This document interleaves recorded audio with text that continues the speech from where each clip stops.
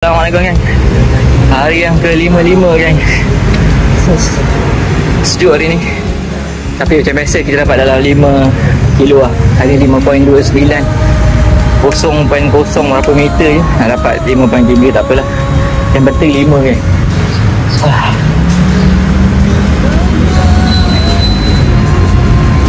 Okay, mantap. Tak boleh 5 tapi boleh dah. Oh, ada CCTV. Let's go. Okay kan, esok 5.6. Hari ni dah mula sekolah kan, hari Khamis. Ni cuti di Bali cuti sekolah. Senin, Selasa, Rabu. So hari ni Khamis. Suasana dia hari ni 7 minit, 7 suku ni lah. Tak busy mana. Nanti tengok lah 7.20 nak 7.30 nanti mula ramai kan. So kita jumpa esok gang. Assalamualaikum.